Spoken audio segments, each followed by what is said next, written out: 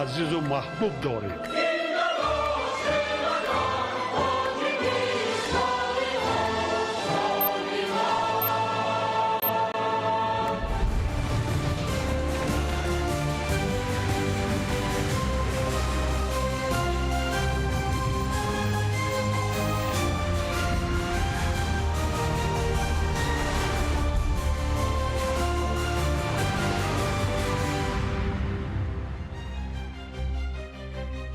ассалому алайкум бинандагони гиромӣ. нашри муфассали барномаи иттилоотии ахборон мустақиман аз телевизиони тоҷикистон манзуратон мегардонад.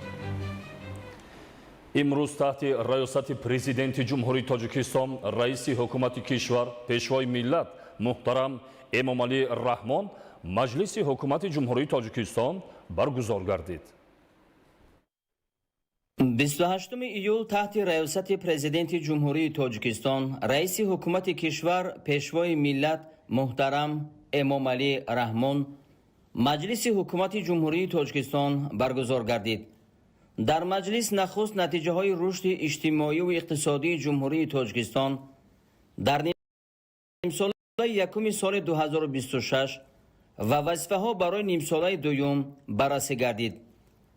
президенти кишвар муҳтарам эмомалӣ раҳмон бо ишора ба вазъи ноустувори иқтисодиву сиёсии ҷаҳони имрӯза ва эҳтимоли боз ҳам мураккаб шудани он таъкид намуданд ки ҳифзи устувории макроиқтисодӣ, таъмини амнияти иқтисодӣ, пешгирӣ аз таъсири хавфҳои эҳтимолӣ ва истифодаи пурраи имкониятҳои дохилӣ вазифаи асосии ҳукумати кишвар мебошад.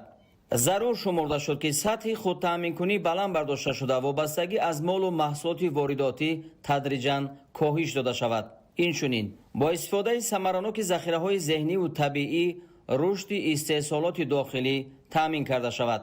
бо қаноатмандӣ зикр шуд ки сарфи назар аз паёмадҳои манфии равандҳои ҷаҳониву минтақавӣ дар натиҷаи муназзам амалӣ намудани ислоҳот, дастгирии соҳибкории истеҳсолӣ, рақамикунонӣ, саноатикунонӣ бо суръат ва пешрафти соҳаи кишоварзӣ дар нимсолаи якуми соли 2026 рушди мусбати иқтисоди кишвар таъмин гардид.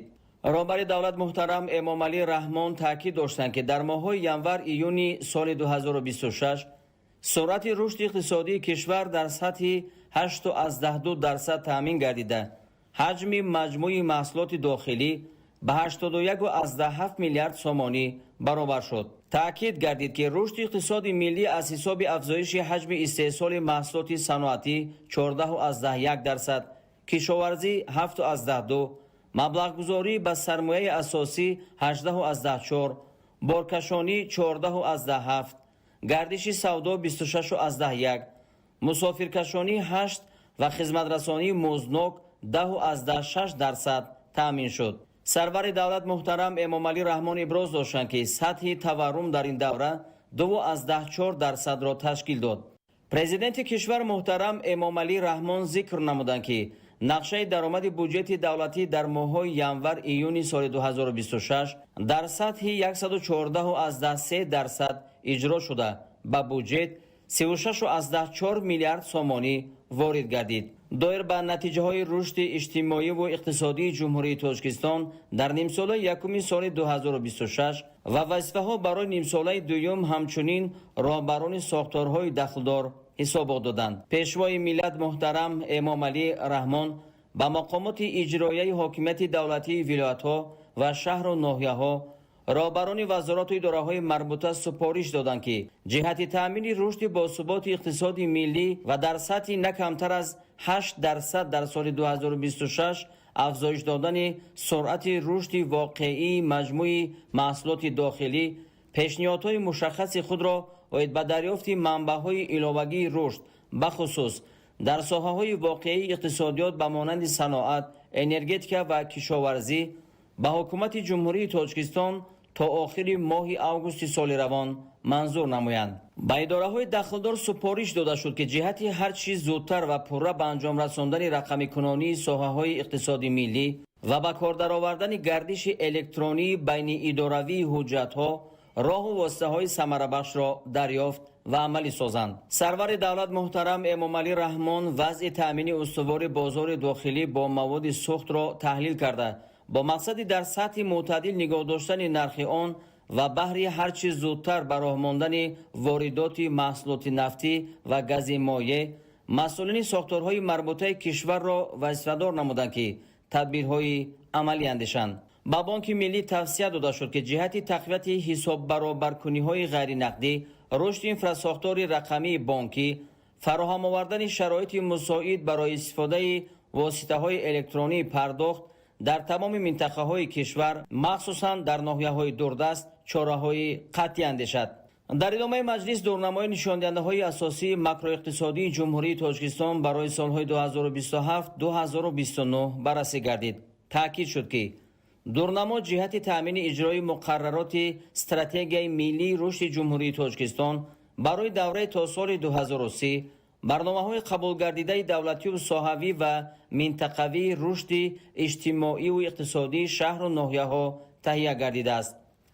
با وزارت و اداره‌های مربوطه سپارش داده شد که هنگام تشکل بودجه دولتی برای سال‌های نوبتی دورنمای نشانده‌های اساسی ماکرواقتصادی جمهوری تاجیکستان برای سال‌های 2027-2029 را به نوبت گیرند. همچنین در حالت تغییریابی وضع اقتصادی کشور از جمله تاثیر عامل‌های بیرونه به آن باید به وارد نمودن تغییر و علاوه‌ها به دورنمای نشانده‌های اساسی ماکرواقتصادی جمهوری تاجیکستان برای سال‌های 2027-2029 سر وقت تکلیف‌ها پیشنهاد نمایند.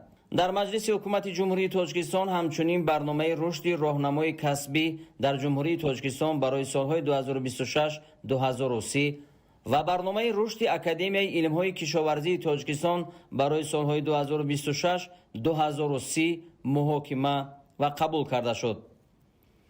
در انتهای کار مجلس پرزیدنت کشور محترم امامعلی رحمان برای جمع‌آوری سری وقتی و به تلف حاصل وسط کشت تکراری، استفاده ثمراناک آب و زمین، گرفتن 2-3 حاصل از زمین‌های کارم، افزایش استحصال محصولات کشاورزی، ذخیره کافی مواد غذایی برای مهلت نکم از 2 سال در هر یک عائله جمهوری و تقویت کارهای فهماندهی میان اهالی، گسترش کارهای سازندگی و آبادانی، کم کردن تلفات تکنیکی و تجارتی، جاری نمودن نظام یگانه بیلینگی و آمادگی پوره به دوره تیرماه و زمستان در پیش ایستاده سپارش‌های مشخص دادند.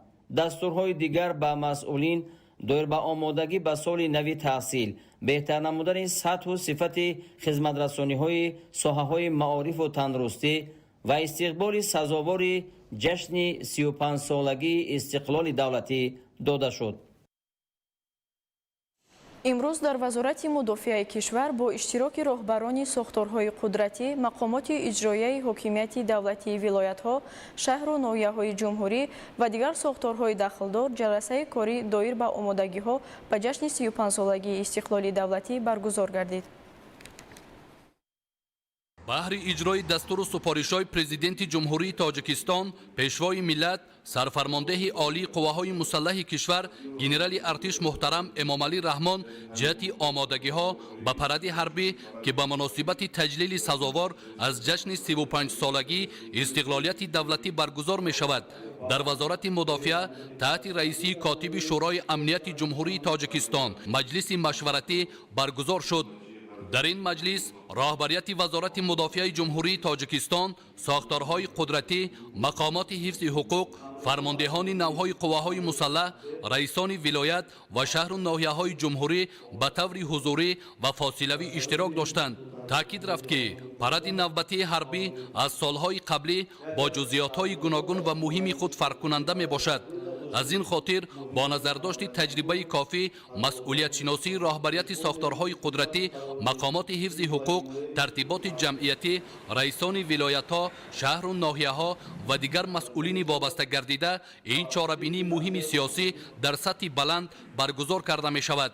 بعد افتتاح جلسه وزیر مدافع جمهوری تاجیکستان برآمد نموده در شرایط کنونی اوضاع سیاسی منطقه و جهان برگزاری چاره‌بینی مهم سیاسی پرد حربی را رمز قدرت ارتش ملی و متحدی ملت معنی داد نمود. همزمان در این جلسه جایگیرشوی هیئت شخصی قواهای مسلح جمهوری تاجیکستان، ساختارهای قدرتی و مقامات حفظ حقوق، ترتیب تامین سر و لباس معین شده، حفظ بخطری اشتراکچیان و دیگر مسئله های مهم مورد تحلیل و بررسی قرار داده شد. قید کردن ضرور است که امسال با استقبال جشن 35 سالگی استقلالیت دولتی در مرکزهای ماموری ولایت‌ها، شهر و ناحیه‌های جمهوری با اشتراک مسئولین مقامات‌های اجرایی حاکمیت دولتی، وزارت و اداره‌ها و تشکیلات و مؤسسه‌ها گذشت عاموی دایر می‌گردند.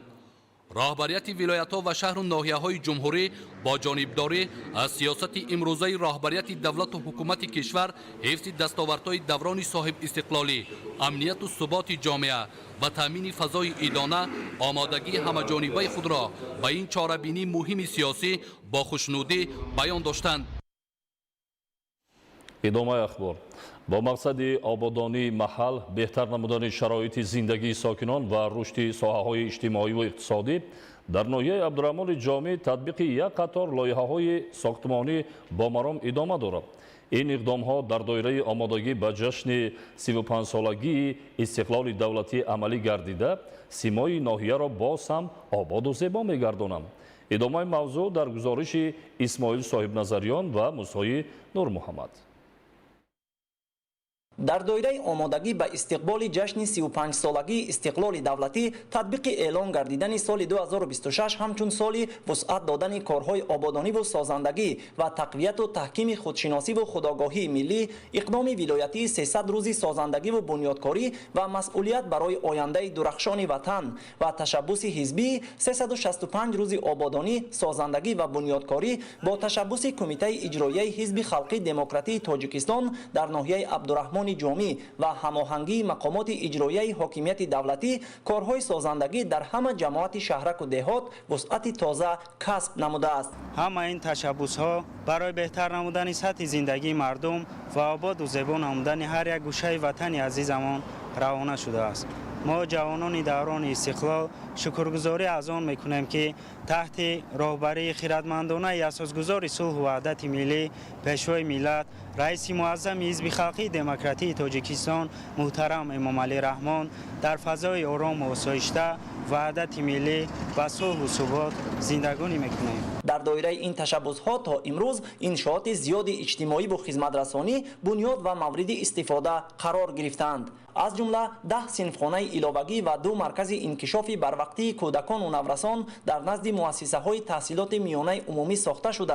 در سمت بهتر نمودن خدمترسانی طبی 2 بنگاه نوی طبی بنیاد و 1 بنگاه دیگر از نوسازی گردیده است. بنگاه طبی دهه مهرآباد که از حساب ساکنان محلی ساخته شده است، دارای 5 حجره کاری بوده با فعالیت 5 کارمند ساحه به اهالی یاری اولیه طبی میرساند. همچنین در دهه میرزاآباد نیز بنگاه طبی بنیاد گردیده است. در سمت بهتر نمودن انفراساختار مهندسی و تامین اهالی با آب تازه نوشاکی، 4 چاه عمودی با چقوری از 126 تا 150 متر کافته شده، تنها در دهه چشمسار زیاده 300 عائله با آب نوشاکی تامین گردیده است. 60-70 سال بود که در همین دهه ما تنقیصی آب نوشاکی را میکشیدند. مردم با زیاده از 1.5 کیلومتر رفته آب میارن، آب نوشاکه. شکرانه استقلالیت ما سال گذشته در چقوری 150 متر آب برآوردیم، 1 پره قشلاق تامین کردیم. این سال باشد باز در چقوری 136 متر دیگه چای عمودی دوم را برای استفاده بری به سهم صاحبکاران مردم دهه به استفاده دیم او را از تنقیصی آب میبریم. با مقصد بهتر نمودن شرایط حرکت نقلیات و رفت آمد ساکنان، 3 پل ماشینگذاری بین دهه‌ها بنیاد گردیده، زیاده از 10 کیلومتر راه تعمیر و منفرش کرده شده است. همزمان در 7 کیلومتر دیگر کارهای آمادگی برای منفرش کنی ادامه داشته، 8 ایستگاه مسافربر و 3 نقطه خدمترسانی نقلیاتی ساخته شده است. در برابر این مرکزهای خدمترسانی 6 نقطه فروش مالهای نیاز مردم، 1 کارگاه دوزندگی و 3 دروازه زمانوی درآمدگاه دهه‌ها بنیاد گردیده با نصب زیاده از 10 ترانسفورماتور برقی، بیش از 1000 سیمچوب نوی زمانوی، عوض ناقل‌های برقی و چراغ‌های روشنی دهنده، سطح تامینات برق و چراغان‌کنی کوچه‌ها به مراتب بهتر گردیده است. ما با مردم محله با جوانمردان محله اقدام گرفتیم که دروازه درآمدگاه محله را ساخته به استفاده دهیم و اینچنین زیاده از 1.5 کیلومتر راه را منفرش کردیم. باز 2 سیمخانه ایلوگی که در عرفه انجامیابی قرار دارد. همزمان در دایره اقدام‌های حزبی نصب پرچم دولتی جمهوری تاجیکستان در بام‌های خانه‌ها و سیمچوب‌های کوچه‌ها، دستگیری عائله‌های نیازمند، برگزار نمودن مسابقه‌های ورزشی، معرفی هنرهای مردمی و لباس‌های ملی، قدرشناسی عائله‌های نمونوی، هوسمندگردانی جوانان اختراعکار و برگزاری صحبت و واخوری‌های فهمانیدهی با اهالی نیز به طور منتظم راه‌اندازی گردیدند. در جماعت دهات مهرآباد برای سزاوار جشن گرفتن جشن 35 سالگی کارهای سازندگی و آبادکاری، بنیادکاری نقشه‌بندی شده است. با مرام ادامه دارد. 124% اجرا شدگی است. این اقدام‌های سازنده دلیل رفشن اتحاد و همدلی مردم بوده برای استقبال ارزنده جشن 35 سالگی استقلال دولتی و رشد استوار ناحیه زمینه مساعد فراهم می‌آورد. با استقبال جشن 35 سالگی استقلال دولتی امروزها در گوشه ناحیه یاوان کارهای آبادانی و سازندگی وسعت داده می‌شوند. این همه اقدام‌ها با هدف فراهم آوردن شرایط شایسته زندگی برای ساکنان عملی می‌گردند. گزارش در این خصوص. садои техника ва таҷҳизоти сохтмонӣ, қомати сарбафалаки биноҳои нав ва шукӯҳи корҳои ободонӣ имрӯз аз ҳар гӯшаи ноҳияи ёвон муждаи фардои боз ҳам ободу пешрафтаро мерасонанд. ба истиқболи ҷашни муқаддаси миллӣ 35-солагии истиқлолияти давлатии ҷумҳурии тоҷикистон ин гӯшаи диёр бо такя ба сиёсати созандаи ҳукумати кишвар ва ҳамкории самарабахши мақомоти иҷроияи ҳокимияти давлатӣ бо соҳибкорони ватандӯст ба яке аз майдонҳои фаъоли бунёдкорӣ табдил ёфтааст. бо дастгирӣ ва мусоидати пайвастаи мақомоти иҷроияи ҳокимияти давлатии ноҳияи ёвон ва саҳми арзишманди соҳибкори масъулиятшиносу ватандӯст Мухтор Хуҷа Қоризода имрӯз боз як иқдоми муҳими созандагӣ дар самти рушди соҳаи маориф амалӣ гардида истодааст. ин соҳибкори маҳаллӣ бо эҳсоси баланди ватандӯстӣ ва рисолати шаҳрвандӣ ба бунёди муассисаи таҳсилоти миёнаи умумии замонавии дуошона дар деҳаи ҷойламаи ҷамоати деҳоти ба номи Ҳасан Ҳусейни ноҳияи ёвон камари ҳиммат баста бо ин амали наҷиб дар татбиқи сиёсати маорифпарваронаи давлат ва тарбияи насли ояндасоз саҳми арзандаи худро мегузорад. муассисаи мазкур тибқи талаботи муосири сохтмонӣ бо сифати баланд бунёд гардида бо тамоми шароити зарурии таълиму тарбия, синфхонаҳои барҳаво, утоқҳои фанӣ ва дигар инфраструктури ёрирасон таъмин хоҳад шуд. масоҳати сохтмони муассиса 746 метри мураббаъро ташкил дода он аз 16 синфхонаи барҳаво ва дигар иншооти хизматрасонӣ иборат мебошад. муассиса барои ба таълиму тарбия фаро гирифтани 960 нафар хонанда дар 2 баст пешбинӣ шудааст. дар доираи лоиҳа инчунин бунёди майдончаи варзишии замонавӣ, кабудизоркунӣ ва ободу зебо гардонидани муҳити атрофи муассиса низ пешбинӣ гардидааст.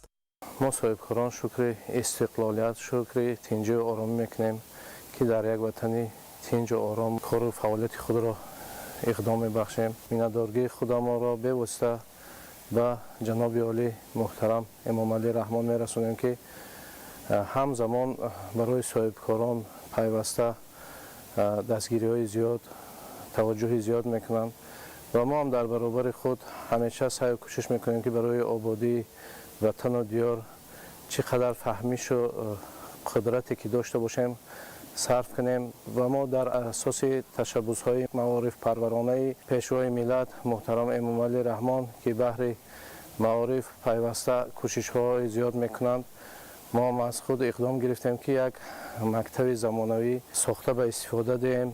қобили зикр аст ки сокинони деҳаи ҷойлама ва маҳаллаҳои атроф солҳои зиёд аз набудани муассисаи таҳсилоти миёнаи умумӣ танқисӣ мекашиданд. хонандагон маҷбур буданд ҳама роза зиёда аз 3 километр роҳи пурмашаққатро тай намуда дар гармову сармо ба муассисаҳои таълимии деҳаҳои ҳамсоя раванд. ин ҳолат на танҳо барои хонандагон балки барои волидони онҳо низ мушкилоти ҷиддӣ эҷод мекард. бо мавриди истифода қарор гирифтани ин муассисаи замонавии таълимӣ мушкили чандинсолаи сокинони минтақа пурра бартараф гардида садҳо нафар кӯдак дар шароити арзанда ва мутобиқ ба талаботи замон ба таҳсил фаро гирифта мешаванд.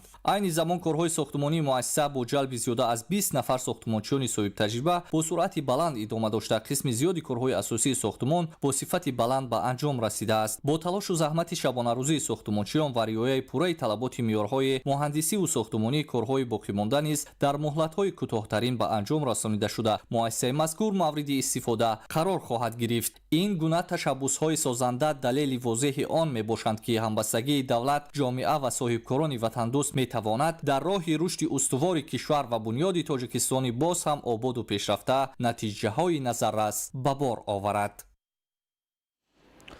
дар шаҳри Саравшан ба истиқболи ҷашни 35-солагии истиқлоли давлатӣ то имрӯз 990 иншооти ба нақша гирифта шуда пурра иҷро гардида, ҳамзамон бунёди боз 175 иншооти таъиноташон гуногун ба нақша гирифта шудааст. ин ҳама иқдомҳои созанда ки бо саҳми соҳибкорон ва сокинони шаҳр амалӣ мегарданд, барои боз ҳам ободу зебо гарданидани шаҳр ва фароҳам овардани шароити беҳтари зиндагиву таълиму тарбия замина мегузоранд. аз ҷараёни корҳои созандагиву бунёдкорӣ ҳамкорони мо гузориш медиҳанд. имрӯзҳо шаҳри Истаравшани Бостонӣ ба як майдони бузурги созандагиву бунёдкорӣ табдил ёфтааст. дар гӯшаву канори шаҳр корҳои ободонию навсозӣ вусъат гирифта, чеҳраи шаҳри таърихӣ рӯз ба рӯз дигаргун мешавад. бо саҳми ҳукумати ҷумҳурии Тоҷикистон то имрӯз 990 иншооти дар нақша пешбинӣ шуда ба истиқболи арзандаи ҷашни 35-солагии истиқлоли давлатӣ пурра ба истифода дода шуда, ҳамзамон сохтмони наздик ба 180 иншооти таъиноташон гуногун ба нақша гирифта шудааст. дар миёни тарҳҳои бузурги шаҳрсозӣ сохтмони наздик ба 50 иншооти баландошона мавқеи хос дорад, зеро дар тарҳи ин иншоот таваққуфгоҳҳо, майдончаҳои бозии кӯдакон, марказҳои савдо ва хизматрасонӣ, марказҳои солимгардонӣ, гипермаркет, дорухона, ҳавзҳои шиноварӣ ва дигар нуқтаҳои зарурии хизматрасонӣ пешбинӣ шудаанд. ҳамин гуна иқдомҳои созанда гувоҳи онанд ки шаҳри Истаравшан бо такя ба сиёсати созандаву бунёдкоронаи роҳбарияти давлат ва саҳми фаъоли сокинонаш ба сои рушди устувор қадам мегузорад. дар баробари корҳои ободонию созандагӣ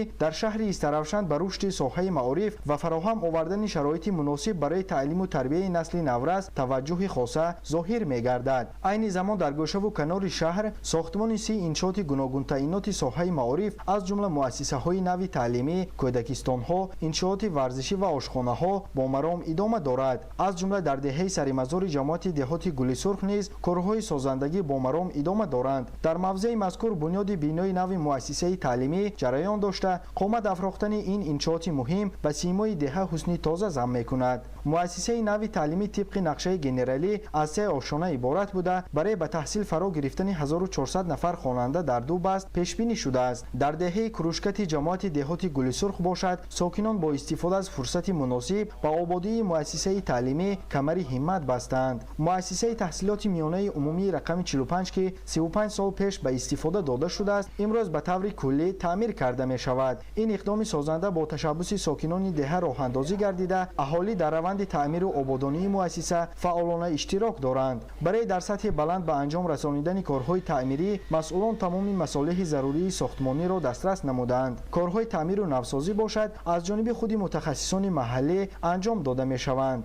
ободонии мактаби мазкур танҳо ба таъмири дохилии он маҳдуд намешавад. дар ин муассиса ба беҳсозии муҳити беруна ва фароҳам овардани шароити муносиб барои истироҳату варзиши хонандагон низ таваҷҷӯҳи ҷиддӣ дода шудааст. саҳни муассиса пурра ҳамвор карда шуда, дар назар аст ки дар ин мавзеъ гулгашти зебо бунёд карда шавад. иқдоми дигари шоистаи сокинони деҳаи Крушкат бунёди 2 майдончаи хурди футбол дар назди муассисаи таълимӣ мебошад. ин майдончаҳо мавсимӣ буда, барои машқу тамрини хонандагон ва дӯстдорони варзиш пешбинӣ шудаанд. дар оянда инҷоба боғчаи бачагона мешавад, ҳавзи шиноварӣ бо боғи фароғатӣ дар назар аст. бо мавриди истифода қарор гирифтани ин майдончаҳо хонандагон имконият пайдо мекунанд ки вақти холии худро самаранок гузаронида ба варзиш ва тарзи ҳаёти солим бештар рӯ оваранд. ба шарофати истиқлоли давлатӣ ва сиёсати созандаву ободгаронаи пешвои миллат муҳтарам Эмомалӣ Раҳмон, сокинони деҳаи ругунди ҷамоати деҳоти Сабристон низ дар ояндаи наздик соҳиби бинои нави муассисаи таҳсилоти миёнаи умумӣ хоҳанд шуд.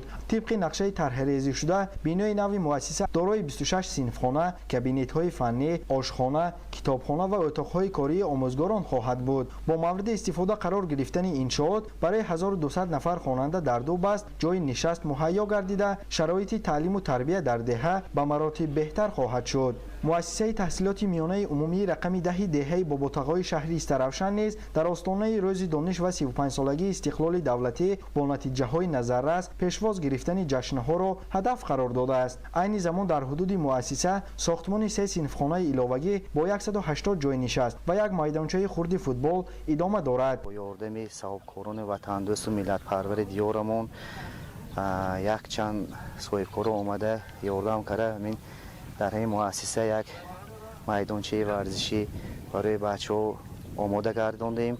چند جای صنفخانه‌های فرسوده شده از کارمانده رو از نو سازی کرد، تگریزی کرده آماده گرداندیم که تا 200 نفر جای نشست جایگیر است. این همه اقدام‌های سازنده در مجموع بازگاه آنند که شهر استرافشن باستانی با تطبیق سیاست سازنده و بنیادکارانه پیشوای ملت محترم امامعلی رحمان و سهم فعال مقامات محلی، صاحبکاران و ساکنان شهر با قدم‌های استوار به سوی رشد بیشتر و آبادی روزافزون حرکت دارد.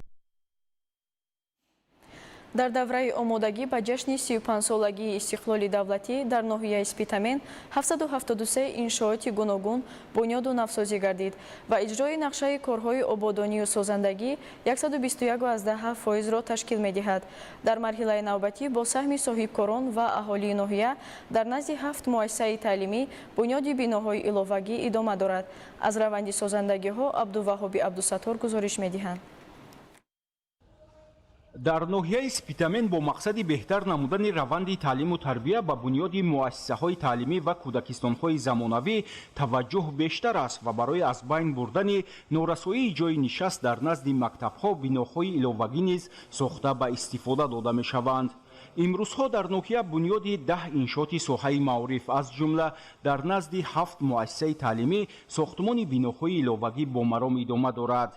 در بینای علاوگی مؤسسه تحصیلات میانه عمومی رقم 3 که ساختمانش ماه فوریه سال گذشته آغاز گردید با فراهم آوردن شرایط مساعد در نظر است زیاده از 1000 خواننده در دو بست به تحصیل فرا گرفته شوند. کارهای ساختمانی در این بنا اساساً طریق حشر با سهم صاحبکاران و اهالی عملی گردیده در 5 آشیانه بنیاد 28 صنفخانه بر هوا به نقشه گرفته شده است.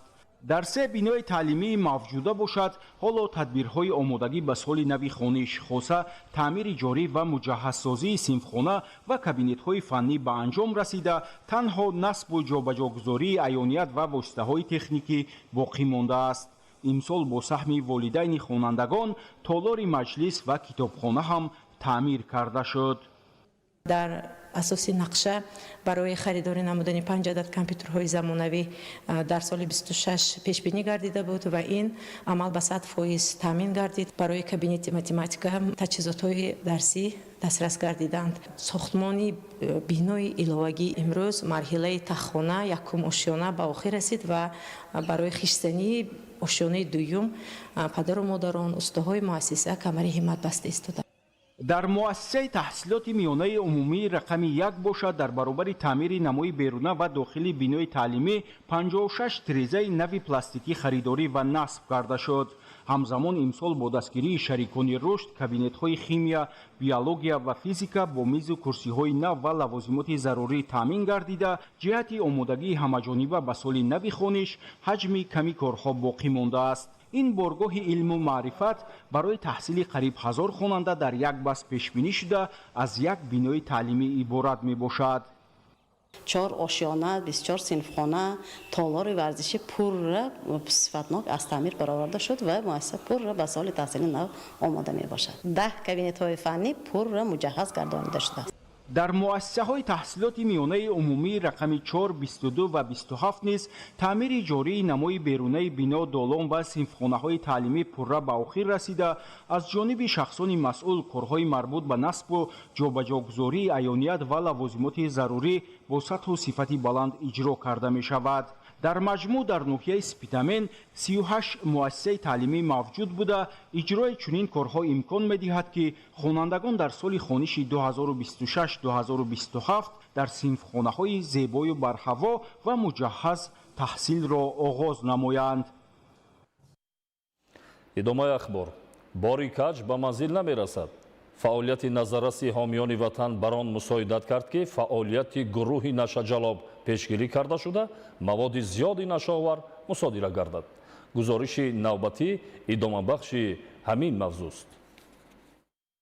дар шароити кунунӣ ки раванди ҷаҳонишавии тамоми паҳлӯҳои ҳаёти ҷомеаро фаро гирифтааст, нашамандӣ аз доираи як мушкилоти оддӣ баромада ба таҳдиди бузурги иҷтимоӣ ва ҳуқуқӣ табдил ёфтааст. ин падидаи номатлуб ба рушди ояндаи башарият хатари калонро ба вуҷуд меорад. қочоқ ва муомилоти маводи мухаддир дар баробари терроризму экстремизм аз ҷониби Созмони милали Муттаҳид ҳамчун таҳдиди асосӣ ба инсоният эътироф гардида ба пояҳои давлатдории миллӣ ва амнияту суботи кишварҳо зарбаи ҷиддӣ ворид месозад. зимни чорабинии оперативии ҷустуҷӯии кормандони Кумитаи давлатии амнияти миллии ҷумҳурии Тоҷикистон, аъзои гурӯҳи фаромиллии Нашаҷалоб Хушматов Ҷамшед Ҳамроқулович соли таваллудаш 2002 сокини деҳаи мусоббузори ҷамоати деҳоти Фароби шаҳри Панҷакен бо гумони даст доштан дар содир кардани ҷинояти вазнин боздошт ва аз ӯ дар ҳаҷми махсусан калон 40 килограмм маводи мухаддир дарёфт ва мусодира карда шуд. аз рӯи нишондоди Хушматов Ҷамшед муайян гардид ки номбурда воситаи нашаддорро дар ду халтаи полиэтиленӣ шабона аз шарики ҷиноятиаш Расулов Абдусамад Абдуҳалимович соли таваллудаш 1982 сокини деҳаи мусоббузори ҷамоати деҳоти Фароби шаҳри Панҷакен боздошт шудааст, дастрас намудааст. сипас онро ба минтақаи назди сарҳадии деҳаи Олимободи ҷамоати деҳоти Фароб интиқол дода дар ҳудуди чарогоҳҳои деҳаи мусоббузор дар махфигоҳ пинҳон кардааст. ҳангоми аз назар гузаронии ин махфигоҳ 2 адад борхалтаи рангашон сафед ва кабуд бо 40 бастаи воситаи нашадор дарёфт гардид. ҳамзамон дар идомаи чорабинии оперативии тафтишотӣ аз манзили истиқоматии Расулов Абдусамад Абдуҳалимович як бастаи дигар бо миқдори зиёда аз 225 грамм маводи мухаддири нави афён дарёфт ва мусодира карда шуд. дар натиҷаи ташхиси воситаи нашадори мусодирашуда маълум карда шуд ки аз он 37 килограмму 320 грамм маводи мухаддири нави афён ва 2 килограмму 320 грамм нави ҳашиш буда вазни умумияшон зиёда аз 40 килограммро ташкил медиҳад. вобаста ба ҳолати мазкур нисбат ба Хушматов Ҷамшед Ҳамроқулович ва Расулов Абдусамад Абдуҳалимович бо дастрасии муддаи 200 қисми 2 ва 4 кодекси ҷиноятии ҷумҳурии Тоҷикистон парвандаи ҷиноятӣ оғоз карда шуда тафтишоти пешакӣ идома дорад. Кумитаи давлатии амнияти миллии ҷумҳурии Тоҷикистон дар муайян ошкор ва пешгирӣ кардани ҷиноятҳо аз ҷумла қочоқи маводи мухаддир ба ҳисси ватанпарастӣ ва ақлу заковати баланди сокинони мамлакат такя менамояд. танҳо бо роҳи муборизаи оштинопазир бо ин зуҳуроти зишту нанговар метавон амну осоиштагии ҷомеа, суботи комил ва рушди бемайлони кишварро таъмин намуд. бо мақсади татбиқи сиёсати давлати ҷумҳурии Тоҷикистон дар самти рушди энергияи сабз ва истифодаи самараноки манбаъҳои барқароршавандаи энергия дар шаҳру ноҳияҳои вилояти Хатлон насби панелҳои офтобӣ сол ба сол вусъат меёбад. ҷорӣ намудани технологияҳои муосири офтобӣ на танҳо ба таъмини устувори нерӯи барқ мусоидат мекунад, балки барои рушди истеҳсолот, сарфаи захираҳои энергетикӣ ва таҳкими истиқлоли энергетикии кишвар низ заминаи мусоид фароҳам меорад. шарҳи бештар дар таҳияи ҳамкоронамон. дар доираи татбиқи сиёсати давлатии ҷумҳурии Тоҷикистон ҷиҳати рушди энергияи сабз, баланд бардоштани самаранокии истифодаи нерӯи барқ ва ҷорӣ намудани технологияҳои муосири каммасраф, имрӯзҳо дар шаҳру ноҳияҳои вилояти Хатлон истифодаи панелҳои офтобӣ рӯз аз рӯз густариш меёбад. яке аз намунаҳои барҷастаи ин иқдом дар ҷамъияти дорои масъулияташ маҳдуди комбинати хӯроквории шаҳри Бохтар амалӣ гардидааст. дар ин корхона бо насби 500 адад панели офтобӣ истеҳсоли нерӯи барқ ба роҳ монда шуда, айни замон фаъолияти истеҳсолӣ бо истифода аз манбаи барқароршавандаи энергия таъмин мегардад. панелҳои насбшуда дар як соат то 250 киловатт нерӯи барқ истеҳсол намуда, ҳамзамон имкони захира намудани зиёда аз 800 киловатт нерӯи барқро фароҳам месозад. ин иқдом барои таъмини фаъолияти мунтазами хатҳои истеҳсолӣ, коҳиш додани вобастагӣ ба шабакаҳои умумии барқ ва сарфаи хароҷоти истеҳсолӣ мусоидат менамояд. масъулини корхона иброз медоранд ки имрӯз тамоми таҷҳизоту дастгоҳҳои истеҳсолӣ маҳз бо истифода аз нерӯи тавлидшавандаи панелҳои офтобӣ фаъолият мекунанд. мо пештар аз нерӯи барқ истифода мебурдем, хароҷоташ калон буд. айни ҳол бо насби панелҳои офтобӣ хароҷоти мо пурра аз байн рафт. мо бо дигар корхонаҳо тавсия медиҳем ки аз ин ки панелҳои офтобӣ истифода баранд. با مقصد گسترش استفاده منبع‌های برقرارشونده انرژی، کارمندان ریاست اگنتی نظارت دولتی انرژتیکی نزد پرزیدنت جمهوری تاجیکستان در منطقه باختر پیوسته کارهای ترغیباتی و فهماندهی را میان صاحبکاران و ساکنان به راه ماندند. امروز استفاده چنین تکنولوژی‌ها نه تنها از جهت اقتصادی سودمند میباشد، بلکه در تحکیم امنیت انرژتیکی کشور نیز اهمیتی خاصه دارد. همزمان در ناحیه جیهون ولایت ختلان تطبیق یکی از بزرگترین لایحه‌های انرژتیکی کشور ادامه دارد. در دهه کوهدامن ساختمان نیروی آفتابی با اقتدار 250 مگاوات در مساحت 748 گکتار با مرام پیش رفته ایستاده است. تطبیق چنین لایحه‌های بزرگ انرژتیکی در دایره سیاست دولتی رشد انرژی سبز برای تحکیم استحصال انرژتیکی جمهوری تاجیکستان، استفاده عاقلانه ذخیره‌های طبیعی، کاهش دادن تاثیر تغییریابی اقلیم و رشد استواری اقتصاد ملی اهمیت مهم استراتژی دارد. با در نظر داشت آنکه ولایت ختلان از منطقه‌های آفتابرویه کشور به حساب می‌رود، استفاده پانل‌های آفتابی در این منطقه یکی از راه‌های از همه موافق و ثمرناک استحصال نیروی برق محسوب می‌یابد. از این رو جاری نمودن چنین تکنولوژی‌های معاصر می‌تواند در آینده برای رشد ساحه استحصالی، بهتر گردانیدن تأمینات انرژتیکی و استفاده وسیع منبع‌های برقرارشونده انرژی سهم ارزنده گذارد. محمد رجب عبدالله‌زاده، ظهورالدین محمودزاده، ولایت ختلان، اخبار. масоҳати умумии ангурбоғҳо дар ноҳияи дӯстӣ 18 гектарро ташкил медиҳад ва сол аз сол кишоварзону хоҷагидорон аз ҳисоби талутеппаҳо ва заминҳои лалмӣ майдони боғу тогзорро васеъ менамоянд. боду ҳаво ва иқлими ноҳия баҳри парвариши ин навъи маҳсулот мутобиқ буда, ҳамасола бо бардоштани ҳосили фаровон сабати истеъмолии аҳолиро бо ин навъи мева таъмин менамоянд. шарҳи бештар дар гузориши ҳамкоронамон. сокинону хоҷагидорони ноҳияи дӯстӣ баробари мақсадноку оқилона истифода намудани майдонҳои кӯрам ҳамчунин ба бунёд ва таъсиси ангурбоғҳо дар ноҳия таваҷҷӯҳи зиёд доранд. айни замон мо дар хоҷагии деҳқонӣ ба номи муҳаммад осимии ҷамоати деҳоти деҳқонободи ноҳияи дӯстӣ қарор дорем. тавре мушоҳида мешавад имсол бо мусоид омадани боду ҳаво ҳосили фаровон аст. чӣ хеле ки хоҷагидорон қайд намуданд, бо пурра ҷамъоварӣ намудани ангур метавонанд ки дар таъмини бозорҳои мамлакат бо ин навъи маҳсулот ҳиссаи муносиб гузоранд. давоми 10 рӯз аст ки ангурпарварони ноҳияи дӯстӣ ба ҷамъоварии ҳосил оғоз намуда натиҷаи заҳматашонро пешниҳоди харидорон гардонида истоданд. хоҷагии деҳқонӣ ба номи муҳаммад осимии ҷамоати деҳоти деҳқонободи ноҳия ки аз пешқадамтарин хоҷагии ангурпарвар дониста мешавад, имсол низ ба гирифтани ҳосили фаровон ноил шуданд. ин ҳама фаровонии ангур дар хоҷагии деҳқонии мазкур аз натиҷаи заҳмати хоҷагидорон ва истифодаи васеъи имкониятҳои табиӣ маънӣ дод мегардад. 5 гектар ҳамагӣ ангури боғ кардагим, 1 гектарш пештар кардагим, 4 гектара бад кардем. ин 10 рӯз ҷамъоварии ҳосила истифода бурдастем, таъмин кардастем омадагӣ одам. мана ҷаноб олида раҳмат, заминҳоро мардумда тақсим кардагем, мардум заминҳоро истифода бурдастанд, рӯзишон гузаштастанд. ҳамин қатъи ҳар касе ки замин қала истифода бурдастанд, шароитишон нағзай ҳозирашта шукрона кардан дар кор.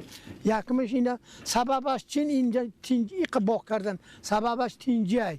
дар заминаи таъкидҳои доимии пешвои муаззами миллат муҳтарам эмомалӣ раҳмон дар самти васеъ гардонидани майдони боғу тогзорҳо ва таъмини аҳолӣ бо анвои хурсифати меваҷот, аҳли заҳмати ноҳияи дӯстӣ масъулияти бештар эҳсос намуда, ҳамасола аз ҳисоби заминҳои лалмӣ масоҳати ангурзорҳоро васеъ намуда ба ин васила дар таъмини сокинон бо ин навъи маҳсулот ҳиссаи муносиб мегузоранд. дар ноҳия ангурбоғ 18 гектар мебошад. мана қариб 10 рӯз шуд ҳосила ҷамъовариро сар кардем. аз ҳар як гектар аз 12 тонна то 15 тонна гирифта ҷамъоварӣ карда истодем. имсолам сол ҳосилноки нағз, ҳосилноки баланд дода истоданд. дохили ҷумҳурӣ бозорҳоро бурда фурӯхта истоданд. берун аз ҷумҳурӣ бироварда мана содират карда истоданд. аз ангурбоғ ҳамин сари замин омада харидорҳо омада бурда истоданд. инам бораи деҳқон хеле خوب می باشد. مسئولین خوجگی با مقصد رشد ساحه باغ تاکپروری و بلند برداشتن حجم استحصال محصولات نهالان سرحاصل و به اقلیم این منطقه مطابق را از شهر ترسونزاده دسترس نموده تاکزار بنیاد کردند. طور ذکر شد الکی در این انگورزار موسم اول جمع‌آوری حاصل آغاز گردیده حاصل آن را به بازارهای گرد و اطراف پیشنهاد نموده ایستادند. پرورش نوهای انگور چیلگی، حسینی، فینگر، اواتر، غلبه و پرزیدنتی به اقلیم ناحیه دوستی بسیار مطابق بوده. خوجگیداران همساله در نتیجه مهنت حلال به گرفتن حاصل فراوان انگور نائل می‌گردند. ما ثمره اهل زحمت ناحیه است که هر موسم بازارهای گرد و اطراف با این نوع میوه تامین و سبد استعمالی ساکنان غنی گردانیده می شود. شاهزاده سمندر، دولت فیض‌الله، ناحیه دوستی، اخبار. در شهر اسفره در سمت بهترسازی وضع آبرسانی تدبیرهای ضروری عملی کرده شده خوجگی‌های دهقانی با آب تامین می‌باشند. کارمندان اداره دولتی بهداشتی زمین و آبیاری شهر بهر تامین منتظم آب پالیزی، نگهداری پایگاه‌های آبکشی و آمادگی تکنیکی تجهیزات فعالیت شبانه روزی دارند. همزمان کارهای تعمیر و برقرارسازی انشاءات آبیاری و شبکه‌های ایگریاتسیونی نیز ادامه دارند. تفصیلات در گزارش صابر ایوبی و صاحبان قربان. با مقصد بهتر نمودن وضع اینفراستراکچور ساحه آبرسانی در شهر اسفره تدبیرهای ضروری عملی کرده شده خوجگی‌های دهقانی با آب تامین می‌باشند. این است که اهل مهنت خوجگی‌های کشاورزی شهر در میدان زیاده از 5200 گکتار زراعت‌های گوناگون را کشت نموده پرورش نموده ایستادند که الحال نشأ و نمای خوب دارد. در شرایط امروزه که استفاده ثمرناک هر قطره آب اهمیت بیشتر کسب می‌کند، فعالیت اداره دولتی بهداشتی زمین و آبیاری شهر اسفره برای تامین استوار خوجگی‌های دهقانی با آب پالیزی نقشی مهم دارد. این است که از جانب کارمندان خوجگی در سمت بهترسازی وضع آبرسانی باز یک اقدام نیک عملی کرده شد. با مقصد بهتر نمودن تامینات آب پالیزی زمین‌های کشاورزی در پایگاه آبکشی مدپر یک نساس نو پراقتدار آبکش نصب و مورد استفاده قرار داده شد. این حال برای تامین منتظم آب پالیزی تمام پایگاه آبکشی و شبکه‌های آبیاری اداره بهداشت زمین و آبیاری طبق نقشه فعالیت دارند. در پایگاه آبکشی مدپر یک نساس نوی پراقتدار آبکش با توانایی 2000 کیلووات نصب و به استفاده داده شد. اقتدار بلند این نساس امکان می‌دهد که زیاده از 1500 گکتار زمین‌های کشاورزی منطقه مخبری با آب پالیزی سری وقت تامین کرده می‌شود. ما باوری داریم که به کار انداختن این تجهیزات نو و بهتر گردیدن تامینات آب بلند شدن حاصلناکی زراعت به رشد منبع ساحه کشاورزی اسفره مساعدت خواهد کرد.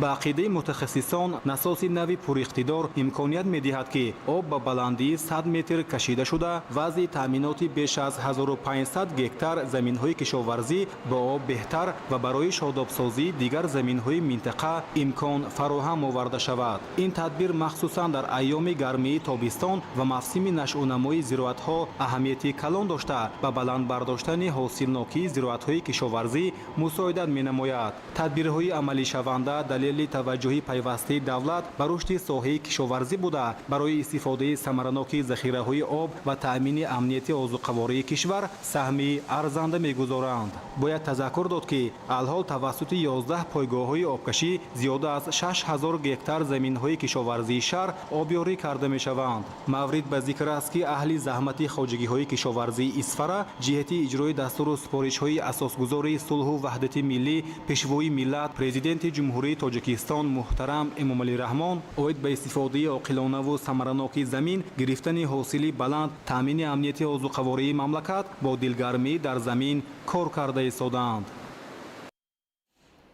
در ناحیه لخش طریق کانال و پایگاه‌های آبکشی بیش از 4000 گکتار زمین‌های کشاورزی بخصوص کартошка آبیاری کرده می‌شود. این است که جهت افزایش میدان کشت و استحصال محصولات از نوسازی کانال و پایگاه‌های آبکشی ادامه دارد تا در آینده تأمینات آب باز هم بهتر گردد. گزارش در این خصوص. کانال غولامه ناحیه لخش سال 1978 بنیاد شده است. این است که سالها باز بر اثر آمدن ترما و دیگر آفت‌های طبیعی بیشتر قسمت‌های آن خراب و بلنگار گردیده. ضرورت برقرار نمودن انشاءات پیش آمده بود، زیرا طریق این شبکه آبرسانی زیاده از 3000 گکتار زمین‌های کشت بخصوص کارتوشکا در حدود 4 جماعت دهات منطقه لخش آبیاری کرده می شود. برای رفع مشکلات جای داشته و رشد ساحه کارتوشکا کاری در پرتو دستور و هدایت‌های پرزیدنت جمهوری تاجیکستان پیشوای ملت محترم امامعلی رحمان سال گذشته از حساب برنامه‌های سرمایه‌گذاری، تعمیر و برقرارسازی کانال شروع از سربند اساسی تا قسمت‌های آخرش قریب 42 کیلومتر را تشکیل می‌دهد آغاز گردیده بود. تا همین دوره سربند اساسی انشاءات پوره نوسازی شده. با فرارسیدن قسمت‌های آبیاری یک قسمت کارها به تأخیر گذاشته شد تا در فصل تیر ماه بعد جمع‌آوری حاصل کارهای باقی مانده پوره انجام داده شود. در توازن اداره بهداشت زمین آبیاری ناحیه لخش 6 عدد انشاءات‌های آبرسانی و 2 پایگاه آبکشی موجود میباشد که اینها با زیاده از 4200 گکتار زمین خدمت میرسانند. این حال و دستگیری به واسطه حکومت جمهوری تاجیکستان، اگنتی بهداشت زمین و آبیاری نزد حکومت جمهوری تاجیکستان و برنامه ذخیره آبی وادی فرغانه 2 عدد انشاءات آبرسانی پیازی و انشاءات آبرسانی غلامه تعمیر و برقرار کرده شدند که این حال حالت آبیاری زمین‌های کشاورزی به نهایت خوب به راه مانده شده است. در ناحیه لخش طریق 8 شبکه آبرسانی و پایگاه‌های آبکشی که درازی آنها 94 کیلومتر را تشکیل می‌دهد 4090 گکتار زمین‌های کشاونده را با آب پالیزی تامین می‌کنند. این است که شروع از سال 2025 در دایره لایحه تکمیل اداره‌کنی ذخیره‌های آب و آبیاری در تاجیکستان که از طرف مؤسسه دولتی مرکزی اداره لایحه اداره‌کنی ذخیره‌های آبی وادی فرغانه عملی شده ایستاده است تا در این زمینه کانال و پایگاه‌ها پوره برقرار کرده شوند که این عامل به رشد ساحه مساعدت خواهد کرد. زیرا یکی از ساحه‌های اساسی و پیشبرنده اقتصادیات ناحیه لخش کارتوشکا کاری به شما رفته. در پرتو دستور و هدایت‌های پرزیدنت جمهوری تاجیکستان پیشوای ملت محترم امامعلی رحمان استفاده ثمرناک زمین، افزایش میدان کشت و استحصال محصولات خوش‌صفت محلی و آبیاری زمین‌های بیکار خوابیده نقشه‌های مکمل عملی شده ایستاده است تا بدین وسیله تامین بازارهای کشورمان با کارتوشکای خوش‌صفت باز هم بهتر و خوبتر گردد.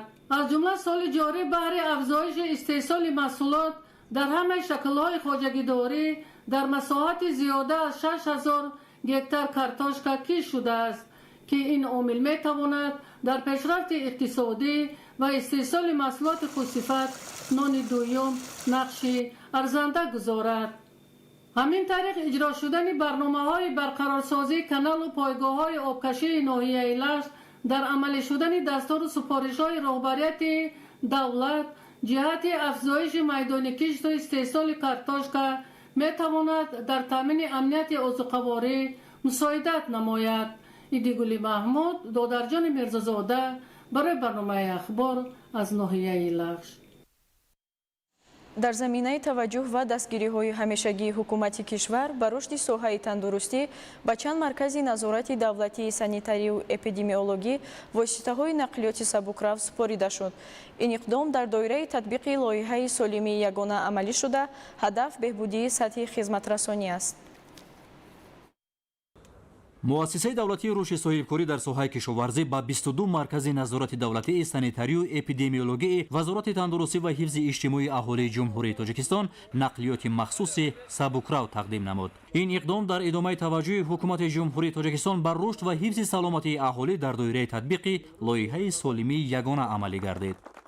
از جانب مؤسسه دولتی رشد صاحبکاری در ساحه کشاورزی در دایره لایحه سالمی یگانه 22 автомашини сабукрав ба вазорати тандурустӣ ва ҳифзи иҷтимоии аҳолӣ тақдим карда шуд ки ин барои рушди соҳа қадамҳои устувор мегузорад. лоиҳа ҷузъи муҳим ва барномаи минтақавии бонки ҷаҳонӣ буда шурӯъ аз соли 2025 то 2032 дар 5 кишвари осиёи марказӣ аз ҷумла дар тоҷикистон татбиқ мешавад. ҳалли масъалаҳои ба рушди соҳаи тиб монешаванда яке аз 4 бахши муҳим дар амалисозии лоиҳа буда. воситаҳои нақлиёт дар раванди иҷрои дурусти ҳамин бахш вуруд ва ба марказҳои санитарии шаҳру навоҳии кишвар тақдим шуданд. соҳибият ба навъи муосир ва махсуси воситаи нақлиёт ба ҳалли муаммои токунун ҷой дошта дар самти санитарию эпидемиологии шаҳру ноҳияҳои интихобӣ мусоидат намуда. вазъи хизматрасонӣ дар ин ниҳоди соҳаи тибро беҳтар менамояд. миннатдори худамамро шахсан ба ҷаноби олӣ ва ҳукумати ҷумҳурии тоҷикистон мерасонам ки соҳиби мошин шудем. ба роҳ мондани фаъолияти муассир дар марказҳои назорати давлатии санитарию эпидемиологӣ дар сатҳи вилоят ва ноҳияҳо, интиқоли босифат, саривақтӣ ва бехатари намунаҳои биологӣ аз маҳалҳо ба озмоишгоҳҳои тандурустии ҷамъиятӣ, таъмини фаъолияти нуқтаҳои гузаргоҳи сарҳади давлатӣ мутобиқ ба талаботи қоидаҳои байналмилалии тиббию санитарӣ ва иҷрои саривақтии фаъолияти кормандони соҳавӣ ба макони ба вуқӯъ пайвастаи бемориҳо аз ҳадафҳои аввал дар тақсими воситаҳои нақлиёт аст. мо кӯшиш мекунем ба ин мошинҳо дар тамоми самт баҳри пешгирии бемории суръатӣ хизмат кунем. дар маҷмӯъ дастрасӣ ба чунин воситаҳои нақлиёт замина мегузорад ки таҳқиқоти эпидемиологӣ дар лаҳзаҳои аввал оғоз шуда чораҳои саривақтӣ андешида шаванд. лоиҳаи солимии ягона барои пешгирии пандемия, устувории низомҳои озуқаворӣ ва саломатии экосистема дар осиёи марказӣ дар тоҷикистон татбиқ шуда. дар мувофиқа бо ҳукумати ҷумҳурии тоҷикистон вазоратҳои тандурустӣ, кишоварзӣ, кумитаҳои бехатарии озуқаворӣ ва ҳифзи муҳити зисти назди ҳукумати ҷумҳурии тоҷикистон ба ҳайси пешбар ва иҷрокунанда муваззаф гаштаанд. дастгирии техникии лоиҳаро ташкилоти умумии ҷаҳонии тандурустӣ, созмони озуқа ва кишоварзии созмони милали муттаҳид ва ташкилоти умумии ҷаҳонии саломатии ҳайвонот бардошт доранд. вилояти мухтори кӯҳистони Бадахшон бо қаторкӯҳҳои осмонбӯс, пиряхҳои азим ва манзараҳои нотакрори худ яке аз минтақаҳои беҳтарини ҷаҳон барои рушди сайёҳии кӯҳнавардӣ ба ҳисоб меравад. ҳар сол садҳо дӯстдорони кӯҳнавард аз кишварҳои гуногун барои дидани табиати афсонавии ин минтақа меоянд. бинобар ин имкониятҳои нодири табиии вилоятро ба яке аз самтҳои муҳимтарини рушди сайёҳии байналмилалӣ табдил доданд. гузориш дар ин хусус.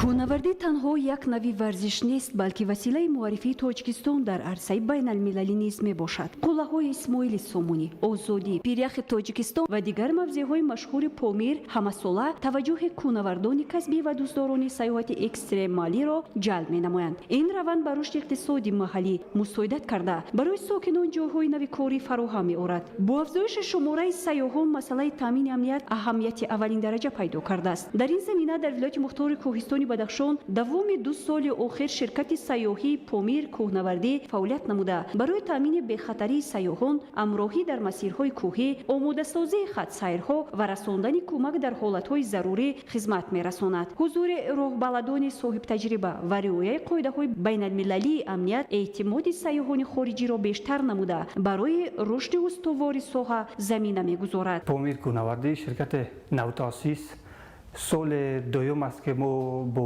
кӯҳнавардӣ фаъолият карда истодаем. тӯли ин 2 сол бисёр барномаҳо доштем, бисёр барномаҳоро амалӣ намудем. соҳаи кӯҳнавардӣ барои иқтисодиёти кишвар бисёр муфид аст ки сайёҳони кӯҳнавардӣ бештар биёянд. бо ин мақсад мо тасмим гирифтем ҳамин соҳаи кӯҳнавардиро рушд диҳем, то ки иқтисодиёти кишвар низ рушд ёбад. фаъолияти чунин ширкатҳо нишон медиҳад ки рушди сайёҳии кӯҳнавардӣ танҳо бо мавҷудияти қуллаҳои баланд маҳдуд намешавад. омодагии роҳбаладон, хизматрасонӣ босифат, таъмини бехатарӣ ва муносибати дӯстонаи аҳолии маҳаллӣ низ аз омилҳои муҳими ҷалби сайёҳон мебошад. номи ман Дания.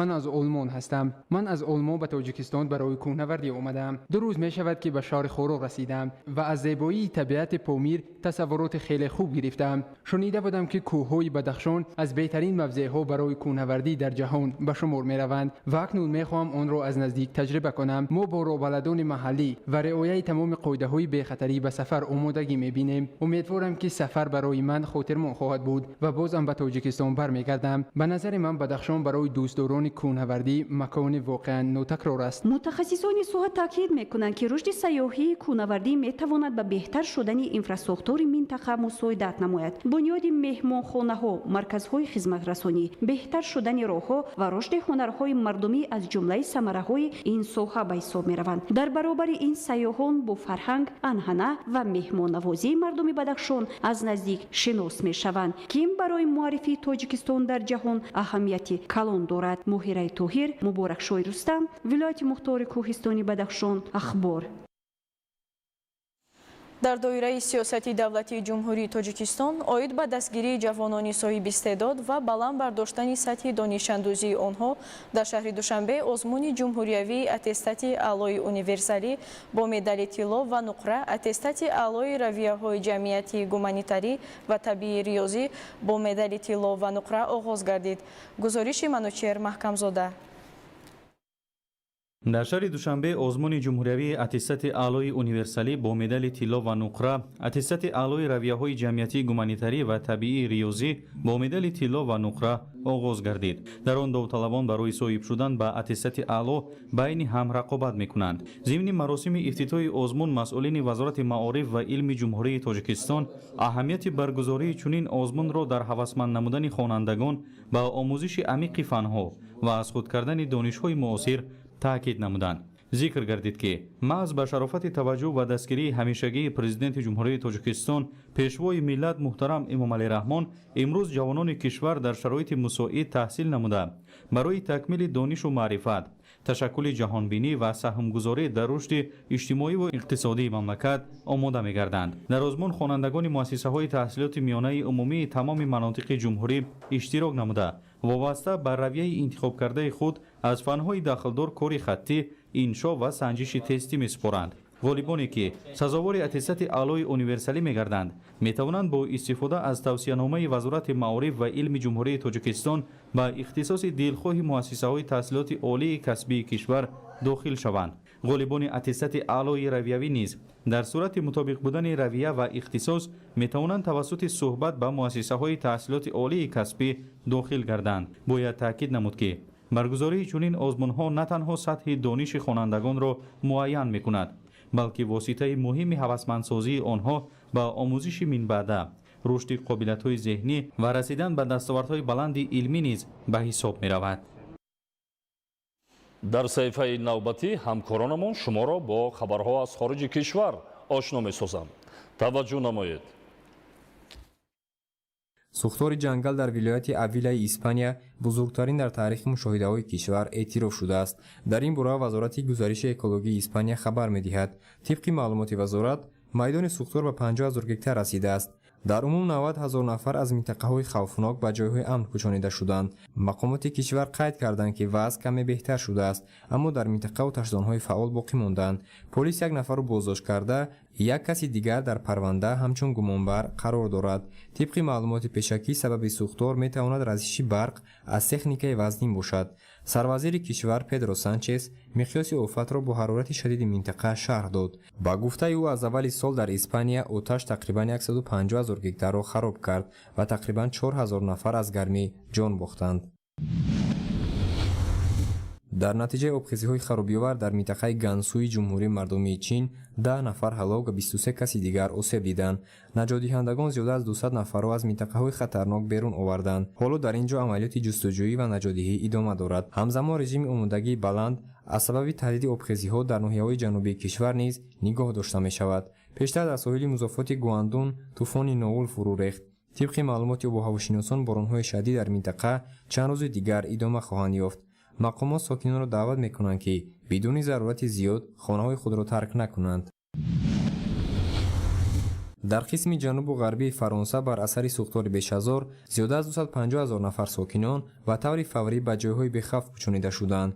оташ беш аз 42 000 гектарро фаро гирифтааст. дар шаҳри Лепорш, ки аз ҳама бештар зарар дидааст, зиёда аз 150 хона ба коми оташ афтоданд. ҳоло полис биноҳоро аз ғоратгарон муҳофизат мекунанд. гуфта мешавад ки сабаби сӯхтор гармии шадид арзёбӣ мегардад. ширкати мошинсозии олмонии Порша тасмим гирифтааст ки то соли 2035 беш аз 9 000 кормандро ихтисор намояд. ин иқдом дар доираи таҷдиди сохтори ширкати модарии Volkswagen амалӣ мешавад. сабабҳои асосии чунин қарор коҳиши фурӯш дар бозори Чин, болоравии боҷҳои гумрукӣ дар Иёлоти Муттаҳидаи Амрико ва таъхир дар истеҳсоли мошинҳои нави барқӣ арзёбӣ мешавад. дар натиҷа фоидаи софи Порша то 300 миллион евро коҳиш ёфта, нисбат ба соли гузашта 91% кам шудааст. ширкати Apple нақша дорад ки аз истеҳсоли айнакҳои интеллектуалӣ бо камера даст кашад.